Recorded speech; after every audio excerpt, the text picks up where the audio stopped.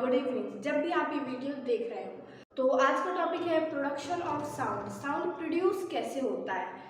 अपन ने देखा होगा जो बाइसिकल रिंग होती है जब उसे अपन बजाते हैं तो वो साउंड प्रोड्यूस करती है, लेकिन वो साउंड प्रोड्यूस कैसे करती है, उसके अंदर जो होता है वो वाइब्रेशन होता है। जब अपन बजाते हैं ऐसे ऐसे करके तो उसके अंदर वाइब्रेशंस होता है, और जब अपन वही बाइसिकल रिंग को हाथ से अपन ऐसे कवर कर लेते हैं और फिर अपन उसे बजाते हैं तो वाइब्रेशंस कम प्रोड्यूस होते हैं और जो साउंड होता है वो कम आता है। तो यहाँ पे लिखा हुआ है sound is produced when an object vibrates back and fourth. Sound कब प्रोड्यूस होता है, जब कोई भी ऑब्जेक्ट रहता है वो बैक एंड फोर्थ से जल्दी जल्दी से वाइब्रेट होता है, तब साउंड प्रोड्यूस होता है।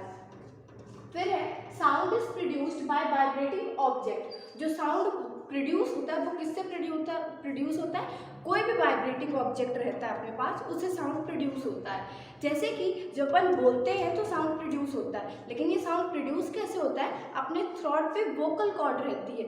वोकल कॉर्ड कैसे रहती है, ऐसे दो कॉर्ड टाइप में रहती है, ऐसे ऐसे कुछ कॉर्ड्स रहती है, और जब ये आपस में वाइब्रेट होती है अपने गले पे तब साउंड प्रोड्यूस होता है। जैसे ये लिखा है the sound of our voice is produced by the vibrations of two vocal cord of our throat. ये पहली वोकल कॉर्ड हो गई, ये पहली वोकल कॉर्ड हो गई, ये दूसरी वोकल कॉर्ड हो गई। जब ये दोनों आपस में वाइब्रेट करती हैं तो साउंड प्रोड्यूस होता है। और जैसे कि अपन तबला बजाते हैं तो उस पर साउंड कैसे प्रोड्यूस होता है, जब वो मेम्ब्रेन रहती है, तबले की जो मेम्ब्रेन रहती है उस पर जब अपन वाइब्रेशंस होता है, तबले की मेम्ब्रेन जब वाइब्रेट करती है तो उससे साउंड प्रोड्यूस होता है। जैसे कि गिटार में जब स्ट्रिंग्स जो गिटार की होती है जब अपन उसे हिलाते हैं बजाते हैं तो उस पर वाइब्रेशंस प्रोड्यूस होता है, और वही वाइब्रेशंस प्रोड्यूस होने की वजह से साउंड जो है वो प्रोड्यूस होता है।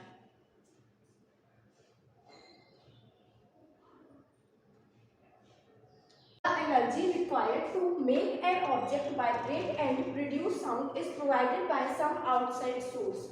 जो एनर्जी होती है किसी भी ऑब्जेक्ट को साउंड प्रोड्यूस करने के लिए वो जो अपन को मिलती है वो कहाँ से मिलती है, आउटसाइड सोर्स से।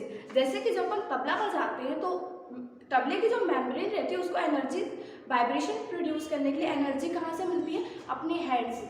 जब अपन बजाते हैं तो अपने हैंड्स की एनर्जी जो रहती है वो ट्रांसफर होती है और वो वाइब्रेशंस प्रोड्यूस करती है। देखा कि अपन साउंड कैसे प्रोड्यूस कर सकते हैं। Sound can be produced by the following methods. पहला, वाइब्रेटिंग स्ट्रिंग। जब अपन गिटार की या सितार की स्ट्रिंग को बजाएंगे तो उसमें वाइब्रेशंस प्रोड्यूस होंगे और यही वाइब्रेशन साउंड प्रोड्यूस करेंगे। दूसरा, बाय वाइब्रेटिंग एयर। जो बांसुरी होती है जब उसे अपन बजाते हैं तो अपन यहाँ अपने माउथ से उस पर हवा जाती है और जब वही एयर जो होती है वो वाइब्रेट करती है तो साउंड प्रोड्यूस होता है। फिर थर्ड है बाय वाइब्रेटिंग मेम्ब्रेन। जब अपन ड्रम बजाते हैं, तबला बजाते हैं तो उस पर जो मेम्ब्रेन होती है वो वाइब्रेट करती है और मेम्ब्रेन के वाइब्रेट होने से साउंड प्रोड्यूस होता है। फिर थर्ड है बाय वाइब्रेटिंग प्लेट्स। जब अपन भजन वगैरह में जाते हैं तो अपन ने देखा होगा वो मंजीरा बजाते हैं, दो हाथ से ऐसे ऐसे करते हैं, तो वो क्या होता है, जब प्लेट्स आपस में वाइब्रेट होती है तो साउंड प्रोड्यूस होता है। क्या होता है, जब दो प्लेट्स आपस में वाइब्रेट होती है तो फिर साउंड प्रोड्यूस होता है। तो अब अपन देखते हैं साउंड वेव्स इन एयर। जो साउंड वेव्स एयर में होती है वो कैसे होती है। Sound waves in air consist of compression and rarefaction. अपन ने अभी कल वीडियो में स्टडी भी किया कि कंप्रेशन और रेयरफैक्शन क्या होता है। जब वाइब्रेशंस के जो पार्टिकल्स रहते हैं वो पास में आ जाते हैं उसे कंप्रेशन कहते हैं, और जब वही दूर दूर हो जाते हैं तो उसे अपन रेयरफैक्शन कहते हैं। अब अपन स्टडी करेंगे कि जो ट्विनिंग फोक होता है, क्या है ये,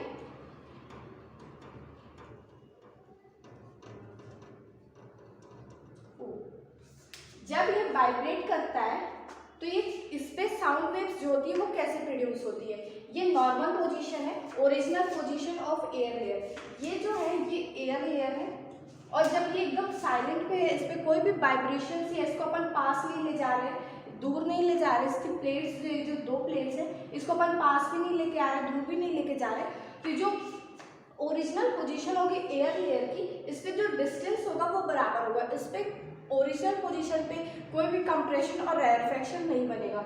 और जब यही अपन ये जो क्रोनिक ए है जब इसे अपन आउटसाइड की साइड लेके आएंगे, when prong A moves outside, जब इसे अपन आउटसाइड की साइड लेके आएंगे तो यहाँ पे पहले यहाँ पास की एयर लेयर ये नॉर्मल पोजीशन पे, जब इसे अपन ऐसे बाहर लेके आएंगे तो ये बाहर लेके आ रहा है तो यहाँ की जो एयर लेयर होगी वो कंप्रेस होगी। ये ऐसा, ये अपन इसे अपन ऐसे बाहर लेके आए, जैसे दो मार्कर से देखते हैं, ये ऐसे है और इसे अपन बाहर से ऐसे लेके आएंगे तो यहाँ पास की जो एयर लेयर होगी, ये मान लेते हैं ये अपना फ्रॉग ए है और ये एयर लेयर है एकदम पास से। जब इसे अपन ऐसे बाहर लेके आएंगे तो ये इसे धक्का देगा, ये ऐसे बाहर आएगा तो इसे धक्का देगा, तो यही जो है यहाँ पे कंप्रेशन है। जब अपन फ्रॉग ए को बाहर लेके आएंगे तो पहले कंप्रेशन बनेगा और धीरे धीरे फिर ये कंप्रेशन का जो इफेक्ट होगा, फ्रॉग ए को जो अपन बाहर लेके आएंगे तो कंप्रेशन का जो इफेक्ट होगा वो धीरे धीरे आगे कम हो जाएगा और यहाँ पे जो पोजीशन रहेगी वो फिर एयर लेयर की धीरे धीरे नॉर्मल हो जाएगी। और अगर यही अपन करें कि अगर फ्रॉग ए को जब अपन अंदर की साइड लेके जाएं, जब इसे अंदर की साइड लेके जाएंगे ऐसे, तो यहाँ की जो एयर लेयर होंगे इन्हें गैप ज़्यादा मिल जाएगा। जब इसे अपन अंदर लेके जाएंगे तो गैप ज़्यादा मिल जाएगा और गैप जब ज़्यादा होगा तो यहाँ पे रैरेफैक्शन बनेगा और फिर धीरे धीरे इफेक्ट कम हो जाएगा और जो एयर लेयर रहेंगी ये अपने नॉर्मल पोजीशन पे आ जाएंगे। और जब अपन इसे कंटिन्यूसली ए और बी को अपन हिलाएंगे ऐसे अंदर बाहर जब उसे अपन करेंगे तो रैरेफैक्शन कंप्रेशन, रैरेफैक्शन कंप्रेशन, ऐसे जो साउंड रहेगा इसका वाइब्रेट होने का जो इसका साउंड रहेगा वो ऐसे कंटिन्यूसली रैरेफैक्शन कंप्रेशन बनाते हुए चलेगा। और ये जो ट्यूनिंग फोक है अपन को कैसे पता चलेगा कि ये वाइब्रेट हो रहा है? जब ये कंटिन्यूसली अपन ने ऐसे, ये जो ट्यूनिंग फोक है इसे अपन ने वाइब्रेट किया, आगे इसे बाहर ले आए या फिर अंदर ले गए, तो जब इसे ये कंटिन्यूसली वाइब्रेट हो रहा होगा तो इसे जब अपन एक ग्लास ऑफ वाटर में लेके जाएंगे तो जो पानी रहेगा उसके छिट्टे आएंगे अपन की तरफ, तो अपन इसे कह सकते हैं कि जो ट्यूनिंग फोक है इसके जो प्रॉन्ग्स ए और बी है वो वाइब्रेट हो रहे हैं आपस में और साउंड इसी तरह से ट्रेवल कर लाया था। तो देखो, when prong A moves outside to the right side, जब ये outside move करता है राइट साइड पे तो it pushes the air layer in front of it। जब अपन ने देखा था कि ये prong था,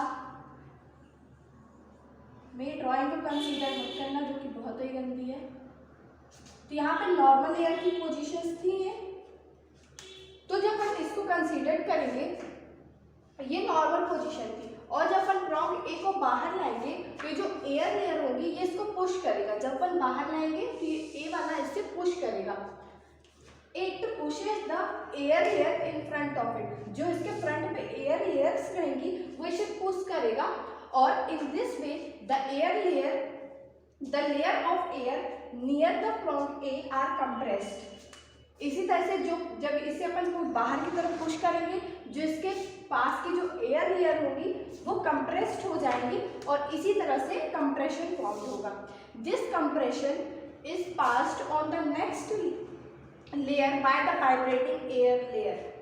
और इसी तरह से जब ये कंप्रेशन होगा वो धीरे धीरे जब दूसरी एयर लेयर्स पे ट्रांसफर होता जाएगा, पास होता जाएगा।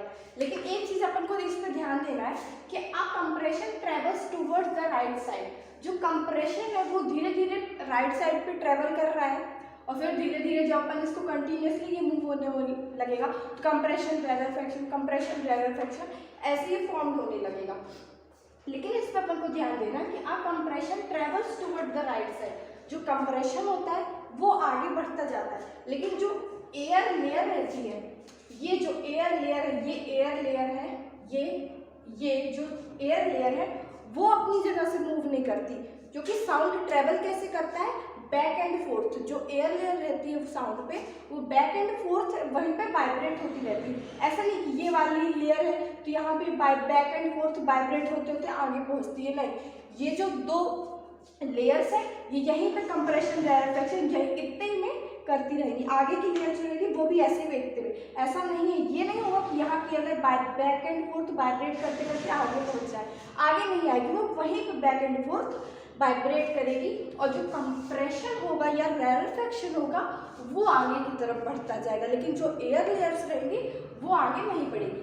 The air layer keep vibrating back and fourth at the same place. वो सेम प्लेस पे बैक एंड फोर्थ वाइब्रेट होती रहे। तो अब अपन कंसीडर करते हैं केस सेकंड को, जिसमें अपन ने प्रोंग ए को इनसाइड मूव कराया था, ये अंदर की साइड से मूव किया था।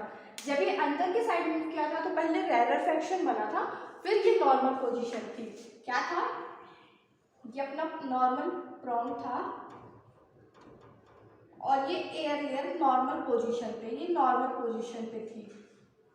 और जब अपन ने ए को मूव इनसाइड कराया था तो पहले रैरफैक्शन बना था, रैरफैक्शन बना था और फिर ये नॉर्मल पोजीशन धीरे धीरे।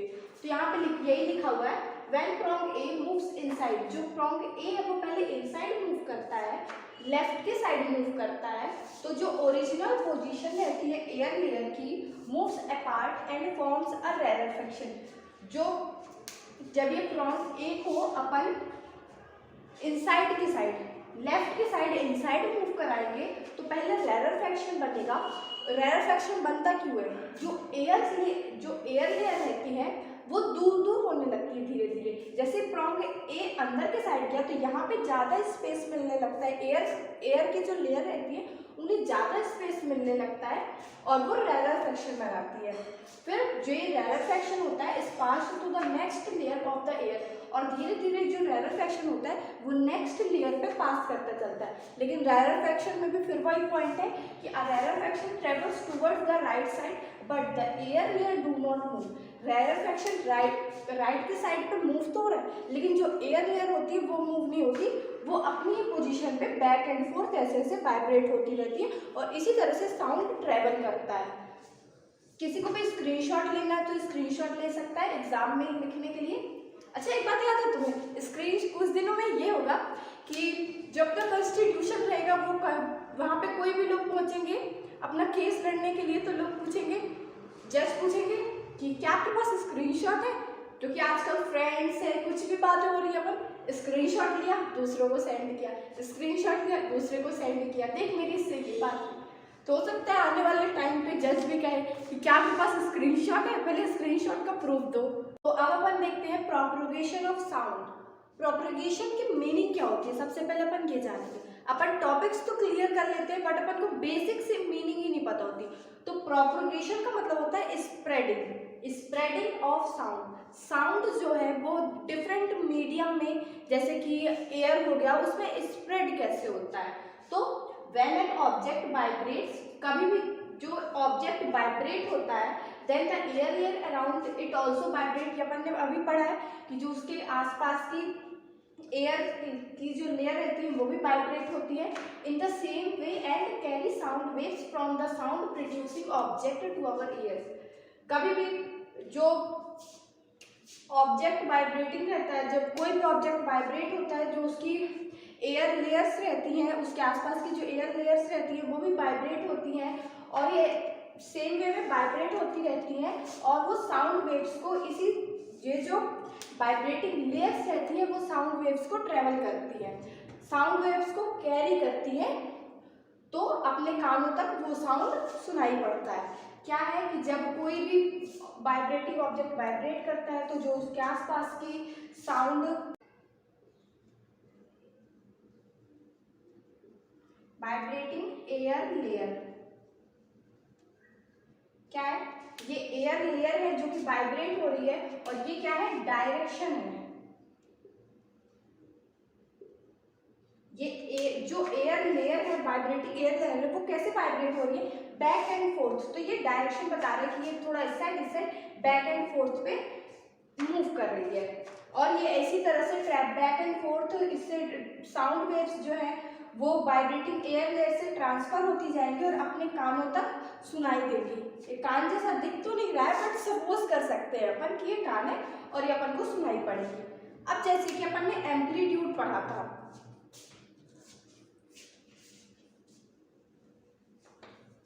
अपन ने जैसे एम्पलीट्यूड पढ़ा था, ये ट्रांसवर्स वेव होती थी। इसका एम्पलीट्यूड क्या होता था, ये मैक्सिमम हाइट जो होती थी इसे अपन एम्पलीट्यूड कहते थे। ए भी इसे अपन एम्पलीट्यूड कहते थे कि इसमें ट्रांसवर्स वेव में ट्रांसवर्स वेव में। लेकिन जो अपना साउंड है वो एक क्या है, लॉन्गिट्यूडनल वेव है। क्या है, जो अपना साउंड है वो एक लॉन्गिट्यूडनल वेव है। तो अब लॉन्गिट्यूडनल वेव में एम्पलीट्यूड किसे अपन कहेंगे, देखो जैसे कि ये ड्राइंग फिर मत देखना मेरी, ये एयर लेयर है, तो इनके बीच में ये जो एयर लेयर के बीच में ये जो डिस्टेंस रहेगा, ये डिस्टेंस इसे अपन एम्पलीट्यूड कहते हैं। क्या, the maximum distance moved by a vibrating air layer on either side of its original position is called amplitude of the sound wave. जब ये कोई भी वाइब्रेटिंग ऑब्जेक्ट से प्रोड्यूस होता है साउंड, और जो उसके बीच में बैक एंड फोर्थ जो एयर लेयर है, बैक एंड फोर्थ जो मूव हो रही है, उनके बीच में ये जो डिस्टेंस रहता है, ये जो डिस्टेंस है, ये जो डिस्टेंस है, इसे अपन एम्पलीट्यूड कहते हैं लॉन्गिट्यूडनल वेव में। और ट्रांसवर्स वेव में क्या होता है, ट्रांसवर्स वेव में इसे अपन एम्पलीट्यूड कहते हैं, और यहाँ पे लॉन्गिट्यूडनल वेव में इसे अपन एम्पलीट्यूड कहते हैं। Sound need a medium to travel. जो साउंड होता है वो उसे एक मीडियम की जरूरत होती है ट्रेवल करने के लिए। अब सबसे पहले अपने दिमाग में क्वेश्चन अराइज होता है, व्हाट इज मीडियम? मीडियम क्या होता है? The substance through which sound travels is called a medium. Medium वो एक सब्सटेंस है जिससे कि साउंड ट्रेवल करता है। जैसे कि अभी अपन पढ़ रहे थे, जब वो ट्यूनिंग फोक का अपन एग्जांपल पढ़ रहे थे, तो उसमें जो साउंड वेव्स जो थी वो ट्रेवल कर रही थी किस मीडियम पे, एयर पे। जब अपन वाटर पे रहते हैं तो जो पानी के अंदर से साउंड क्रिएट होता है तो किससे ट्रेवल करके आता है, वाटर से ट्रेवल करता है साउंड, और फिर अपने ईयर्स तक आता है। तो मीडियम क्या है, the substance through which sound travels is called medium. अब sound need a material medium like solid, liquid और गैसेस टू ट्रेवल। जो अपना साउंड होता है उसे एक मटेरियल मीडियम की जरूरत होती है, जैसे कि वो सॉलिड हो सकता है, लिक्विड हो सकता है, गैसेस हो सकता है। साउंड तीनों मीडियम में ट्रेवल करता है, सॉलिड, लिक्विड और गैस में। लेकिन साउंड जो है वो वैक्यूम में ट्रेवल नहीं करता। Sound waves can not travel through vacuum. जो अपनी साउंड वेव्स होती हैं वो वैक्यूम में से ट्रेवल नहीं कर सकती, लेकिन जो लाइट वेव्स होती हैं वो वैक्यूम से भी ट्रेवल कर सकती है। साउंड वेव जो होती है वो सॉलिड, लिक्विड और गैसेस में ट्रेवल करती है, वैक्यूम में ट्रेवल नहीं करती है। जो अपनी लेकिन लाइट वेव्स होती है, जो ये लाइट है, वैक्यूम से भी ट्रेवल कर सकती है। सॉलिड, लिक्विड, गैसेस में तो लाइट ट्रेवल करती है, लेकिन लाइट जो होती है वो वैक्यूम में भी ट्रेवल करती है। फिर अभी अपन देखेंगे, sound waves are called mechanical waves because they need a material medium for their propagation। material medium क्या है, solid, liquid और गैस। किसके केस में, साउंड के केस में। अब sound waves are mechanical waves. Mechanical waves क्या होती है, what is mechanical wave?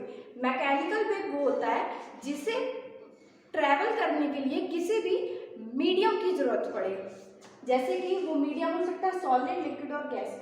Sound जो है वो वैक्यूम में ट्रेवल नहीं करता, इसीलिए वो उसे अपन क्या कहते हैं, mechanical wave. Mechanical waves are those waves which require a material medium for their propagation. फिर से रिपीट कर रही हूँ, mechanical waves are those waves which required a material medium for their propagation is called mechanical waves. जो light waves है वो एक mechanical wave नहीं है, क्योंकि वो वैक्यूम में भी ट्रेवल करती है। लेकिन जो साउंड वेव है वो एक मैकेनिकल वेव है, क्योंकि वो वैक्यूम में ट्रेवल नहीं करती। Sound travels through solid, liquid and gas, but sound does not travels through vacuum. अब इसके अपन एग्जाम्पल देखेंगे। सॉलिड में कैसे अपन कह सकते हैं कि साउंड ट्रेवल करता है, तो अपन यहाँ पे कार्डबोर्ड के दो ऐसे सर्कल्स ले लेंगे।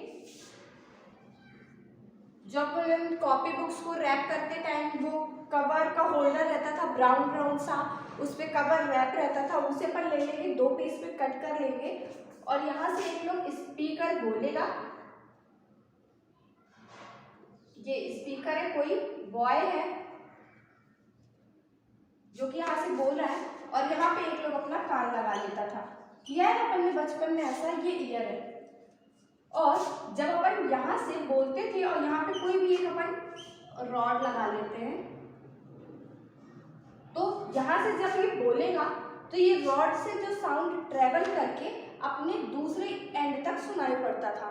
जब कोई भी बॉय यहाँ से बोलेगा उसका साउंड जो होगा इस रॉड से ट्रेवल करेगा और दूसरे बच्चे के ईयर्स तक कानों तक सुनाई पड़ेगा। तो इसी तरह से अपन कह सकते हैं कि जो साउंड है वो सॉलिड से ट्रेवल करता है। अब अपन देखेंगे लिक्विड का केस।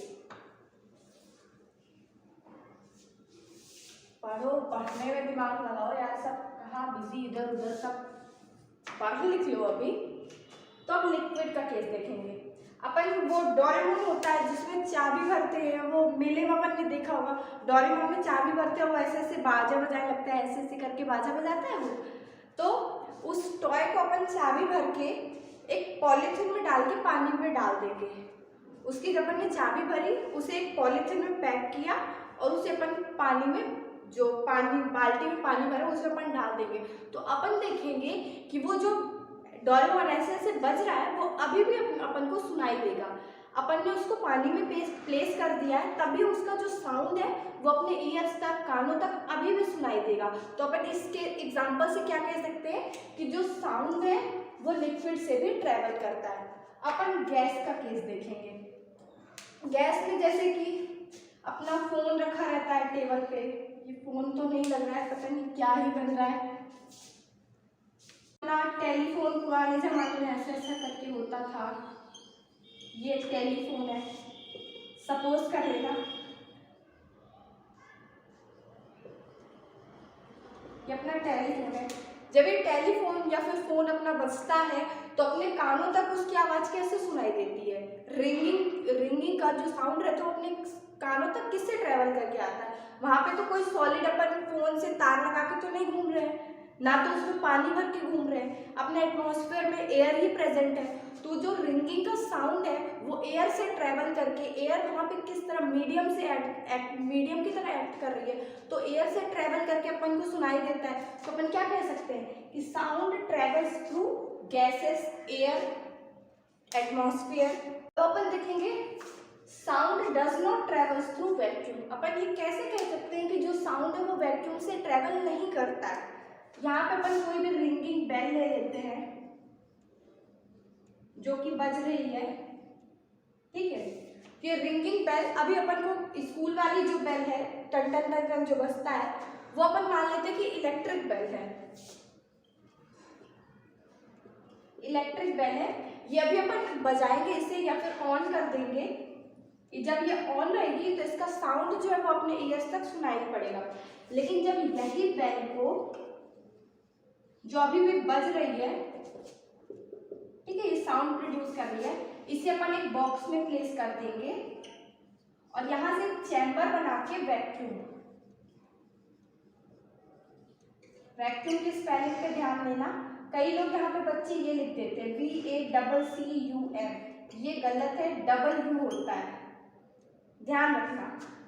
तो अपन ने यहाँ से एक छोटा सा ऐसे नैरो स्लिट रहन दिया और यहाँ पे वो डिवाइस आता है, एक डिवाइस होता है जिससे अपन पूरी एयर, जो इस चैम्बर में एयर जो अपन रह जाएगी उसे अपन पूरी उस डिवाइस से एयर को खींच लेंगे और यहाँ पे पूरा वैक्यूम हो जाएगा। फिर अपन इसे बंद कर देंगे और फिर से इस बेल को अपन जब ऑन रखेंगे तो अपन को जो अब ये बेल का साउंड रहेगा ये बाहर सुनाई नहीं देगा, क्योंकि यहाँ पे क्या हो गया है, वैक्यूम।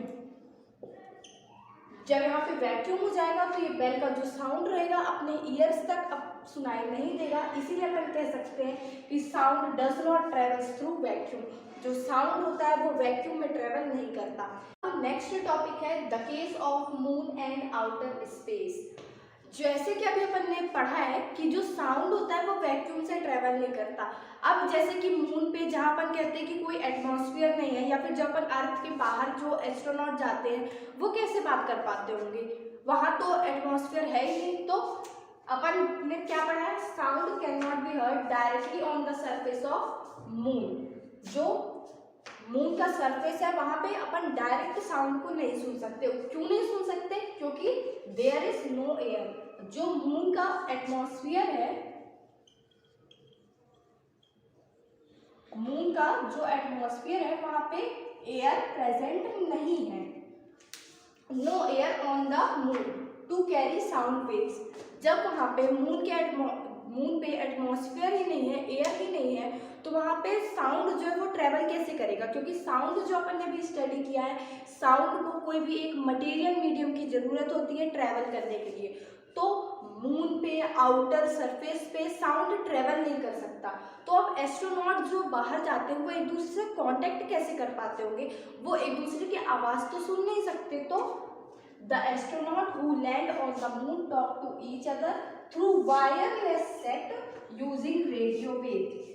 वो एक वायरलेस उनके पास सेट होता है जिस पर रेडियो वेव्स का यूज होता है। अब रेडियो वेव्स क्या होती है?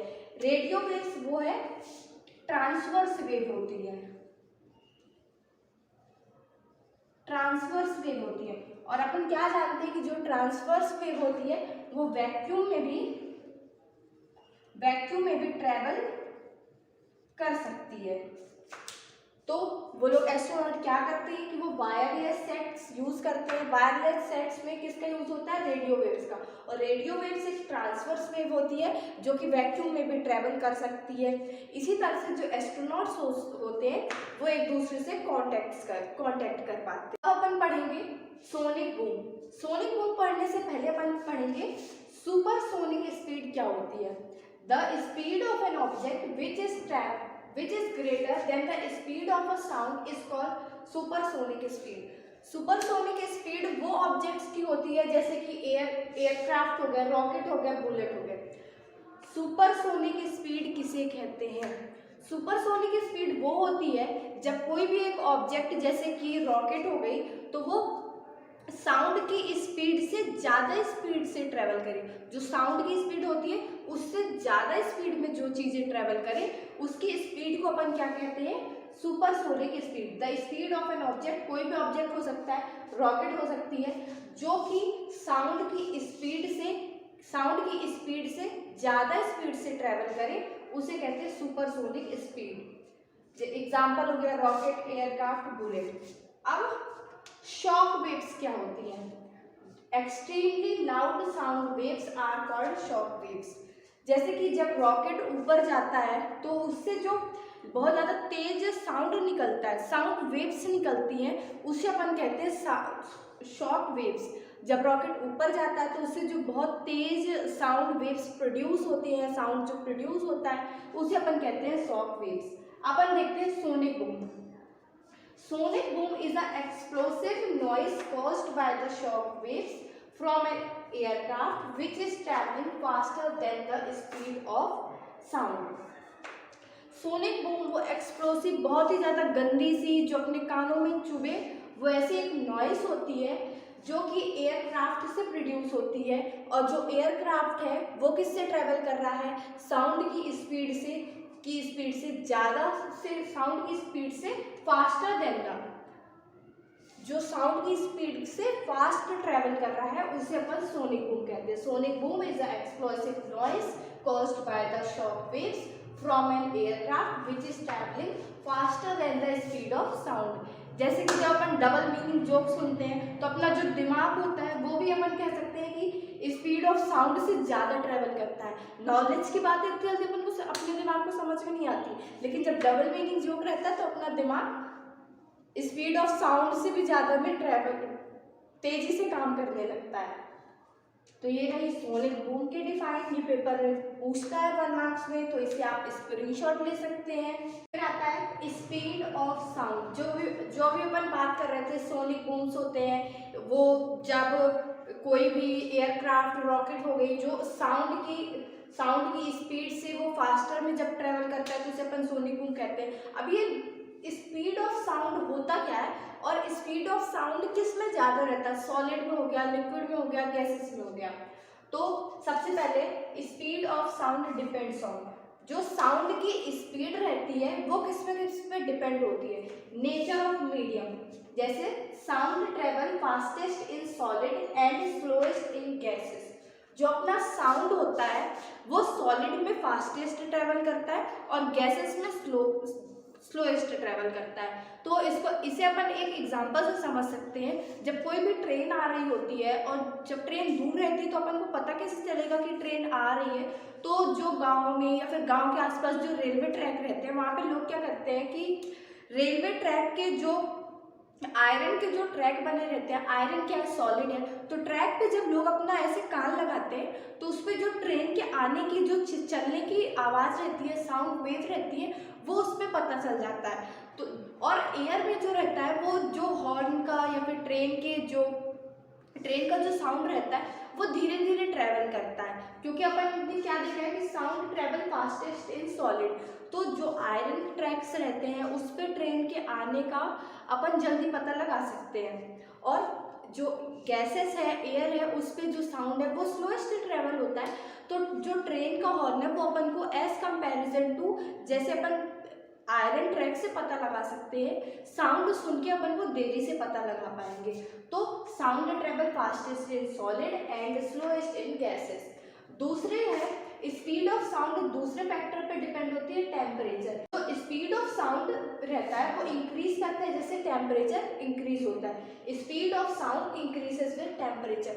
जैसे जैसे अपना टेम्परेचर इंक्रीज होता है वैसे वैसे जो साउंड होता है वो एयर पे जल्दी ट्रेवल करता है। जब टेम्परेचर हाई है तो जो स्पीड है साउंड की वो भी ज़्यादा है। तो speed of sound will be more on a hot day than a cold day. अब यहाँ से हॉट से कोई को हॉट लोगों की याद आ रही होगी, नहीं आ रही, अच्छी बात है, नहीं आ रही। तो the speed of sound will be more on hot day than on a cold day. जो साउंड की स्पीड रहती है वो हॉट डे पे ज़्यादा रहती है और कोल्ड डे पे कम रहती है। उसके जस्ट बाद जो एयर रहती है वो ह्यूमिड एयर रहती है, मतलब उसमें ह्यूमिडिटी ज़्यादा होती है, वो एयर ह्यूमिड रहती है। तो humidity of air, sound travels slower in dry air. जब अपन नॉर्मल डे रहता है जैसे कि गर्मियों के दिन है तो उसमें जो मॉइस्चर रहता है एयर में वो कम रहता है, और जब बारिश के बाद, रेनफॉल के बाद जो मॉइस्चर रहता है वो एयर में ज़्यादा रहता है। तो जो साउंड है वो स्लोएस्ट ट्रैवल करता है ड्राई एयर पे and fastest in humid air. जो साउंड रहता है वो ह्यूमिड एयर में फास्टेस्ट ट्रैवल करता है। तो अपन कह सकते हैं कि जैसे so we can say that as the humidity of air increases then the speed of sound through it also increases. जब ह्यूमिडिटी इंक्रीज होती है तो अपन कह सकते हैं कि स्पीड जो है, स्पीड ऑफ साउंड भी इंक्रीज होती है, ठीक है। और ये एक फैक्ट है कि sound travels 5 time faster in water than in air. अपन ने पढ़ा है कि जो साउंड होता है वो सबसे पहले किस में ट्रेवल करता है, सॉलिड में, फिर लिक्विड में, और सबसे कम जो स्पीड रहती है साउंड की वो किस में रहती है, गैसेस में। तो sound travels 5 times faster in water than in air and sound travels 15 time faster in iron than in air. Iron क्या है, सॉलिड है, सॉलिड में क्या है, साउंड की स्पीड सबसे ज़्यादा है। और फिर उसके बाद क्या है, उसके बाद आता है वाटर। वाटर क्या है, लिक्विड है, उसमें 5 टाइम्स है as compare to air. Next topic है the race between sound and light. जैसे कि अपनी स्कूल में रेस होती है, स्पोर्ट्स डे के टाइम जब अपने स्कूल में रेस होती है तो 2 लोग भाग रहे होते हैं, अपन देख रहे होते हैं, ऐसे बिल्कुल सब लोग चेयर अप कर रहे होते हैं, कौन जीतेगा, लोग कोई आधी टीम इस साइड, आधे लोग इस साइड। तो ऐसे हम अपन देखते हैं रेस हो रही है साउंड और लाइट के बीच में, अब जीतता कौन है। Speed of sound in air is 344 metre per second while the speed of light in air is 3 into 10 to the power 8 metre per second. देख रहे हो भाई साहब लाइट को, क्या स्पीड है, 3 into 10 to the power 8 metre per second. मतलब 1 second में 3 into 10 to the power 8 metre वो स्पीड ऑफ लाइट। लाइट की जो स्पीड होती है वो 1 सेकेंड में जो लाइट होती है वो 3 into 10 to the power 8 metre distance travel करती है, और जो वही साउंड होता है वो 344 मीटर पर सेकेंड। तो स्पीड ऑफ साउंड बहुत, स्पीड ऑफ लाइट जो होती है वो बहुत ज़्यादा होती है। तो ये रेस जीता कौन? अपने लाइट जीती है रेस, ठीक है। तो जो स्पीड ऑफ लाइट रहती है वो ज़्यादा होती है as compare to the speed of sound. अब एक देखते हैं, the light reaches us from a distance object instantly but sound takes a little more time to reach us from the same object. अब जो साउंड की जो speed होती है वो कम होती है, तो जो मान लो एक ऑब्जेक्ट है उससे साउंड और लाइट दोनों प्रोड्यूस हो रही है, तो जो साउंड है वो अपन को देरी से सुनाई देगा और जो लाइट होगी वो अपन को जल्दी दिखाई देगी। क्यों? क्योंकि जो स्पीड ऑफ लाइट रहती है वो ज़्यादा होती है। स्पीड ऑफ लाइट कितनी होती है? 3 × 10⁸ मीटर पर सेकेंड। वहीं जो स्पीड ऑफ साउंड रहती है वो 344 मीटर पर सेकेंड रहती है। तो जो अपन को साउंड सुनाई देगा वो लेट सुनाई देगा, लेकिन जो लाइट होगी वो अपन को जल्दी दिखाई देगी। इसके हम कुछ रियल लाइफ एग्जांपल्स देखेंगे। पहला है, in a rainy season the flash of lightning is seen first and the sound of thundering is heard a little later. अच्छा, मुझे इससे याद आया, जब वो हम जब छोटे थे तो बिजली कड़कती थी तो हम लोग कहते थे भगवान जी हमारे साथ सेल्फी ले रहे हैं, तो हम लोग भी सब बच्चे बैठे से पाउडर लगाते थे, भगवान जी सेल्फी ले रहे हैं। चलो ये सब छोड़ो, टॉपिक पे आते हैं। तो अपन ने क्या अभी देखा है कि जो लाइट स्पीड रहती है लाइट की वो फास्ट रहती है, जो कि 3 × 10⁸ मीटर पर सेकेंड होती है, और जो साउंड की स्पीड रहती है वो 344 मीटर पर सेकेंड होती है। तो लाइट जो है वो फास्ट ट्रेवल करती है। तो जब रेनी सीजन में फ्लैश, जब साउंड जो रहता है थंडरिंग मतलब बिजली जब कड़कती है तो उसको अपन दो चीज़ देखते हैं, एक तो साउंड आता है और एक लाइट आता है, लाइट आती है। हिंदी वाले स्टूडेंट है फिर भी पता नहीं आता है। The flash of lightning is seen first. Flash of lightning, light क्या है? स्पीड, लाइट की स्पीड जो होती है वो ज़्यादा होती है। तो जब वो बिजली कड़कती है तो अपन को जो लाइट रहती है, फ्लैश रहता है, वो जल्दी दिखता है और जो साउंड होता है वो बाद में दिखता है। And the sound of thundering, जो बिजली का साउंड रहता है वो बाद में आता है। उसका क्या रीज़न है कि जो लाइट की स्पीड रहती है वो ज़्यादा होती है और जो साउंड की जो स्पीड रहती है वो कम होती है। सेकेंड है, in cricket the ball is seen to hit the bat first and the sound of hitting is heard a little later. जो क्रिकेट का अपन जब मैच देखते हैं तो जो बॉल होती है वो हिट करते हुए, बैट्समैन का जो बैट होता है उस पर हिट करते हुए अपन को पहले तक जाती है, और जो बॉल का हिट करने का साउंड होता है वो बाद में अपन को सुनाई देता है। उसका भी रीज़न ये है कि लाइट की स्पीड ज़्यादा होती है, साउंड की स्पीड कम होती है। अच्छा, क्रिकेट से याद आया, IPL देखते हो? कौन सी फेवरेट टीम है? यार मेरी तो RCB है। भला है फाइनल बहुत बार खेली है बट जीती नहीं, बट RCB के फैन है यार, कोई बात नहीं। दुख होता है लोगों को जान के RCB जीती नहीं, बट कोई feel proud to be RCB fan. आप किस टीम को सपोर्ट करते हो या आप कमेंट बॉक्स में ज़रूर बता सकते हो। थर्ड है, if a gun is fired from a distance we see the flash of gun first and the sound of gun shot is heard a little later. Same reason है कि जो अपन gun से जब एक बुलेट फायर होती है तो अपन को उसका जो साउंड होता है वो बाद में सुनाई देता है और जो लाइट होती है वो जल्दी सुनाई देती है। चलो, तो होप आपके कॉन्सेप्ट इस वीडियो से क्लियर हुए होंगे। अगर ये वीडियो आपको अच्छा लगा हो तो इसे लाइक कर दो, मेरे चैनल को सब्सक्राइब करो और इस वीडियो को अपने फ्रेंड्स के साथ शेयर करो। पढ़ाई करते रहो, ऑल द वेरी बेस्ट। और यार जीवन में जो भी परिस्थितियाँ आए, मुश्किलें आए, बस एक चीज़ याद रखना, हमें जीवन में मुस्कुराना नहीं भूलना। तो ऑल द वेरी बेस्ट।